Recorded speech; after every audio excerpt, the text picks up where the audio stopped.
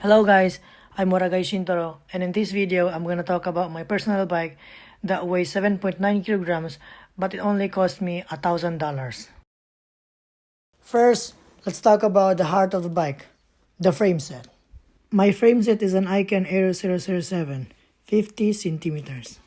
It's a second-hand frame set and I bought this online for 58,000 yen or $427. Then let's go to the handlebar. The handlebar that I'm using right now is an alloy one, 38 centimeters, and I bought this online for 2,000 yen or $15, plus 1,000 yen or $7 for the handlebar tape. And my wheel set is 35mm Vision aluminum wheels, and I bought this from my friend for 20,000 yen or $147. Next is the saddle. The saddle that I'm using right now is a Rode Nado, and I bought this from Amazon for 3,200 yen or $24. And my group set is Shimano 105 R7000, and I bought this from my friend for 34,000 yen or $250.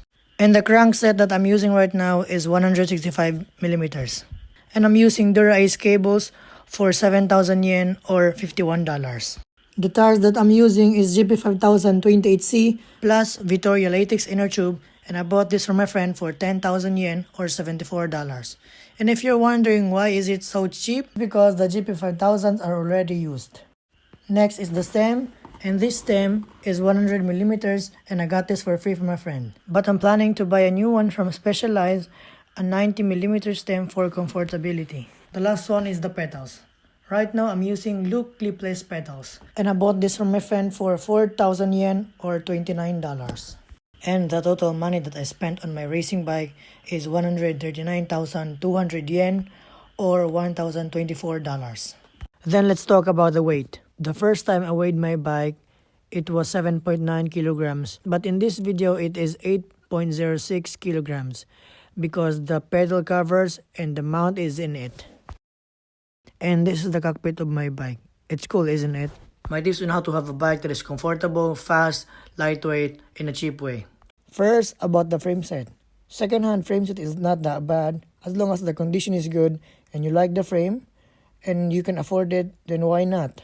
My second tips is buy a high-end pair of tires and a latex inner tube for speed and comfortability. My third tip is buy a good pair of wheels that fits your riding. My next tip is buy a handlebar that fits you for airiness and comfortability and less injury in your shoulders. Next tip, for me, buying a second-hand group set is not that bad, but if you have the money to buy a new one, then go for it. Next tip, buy a saddle that is comfortable to you, because a good saddle is very important in a long-distance ride. That's all the tips that I want you to be careful with if you're buying or building a new bike. That's all in this video, and if you have a question, just leave a comment down below. Peace out. To God be all the glory.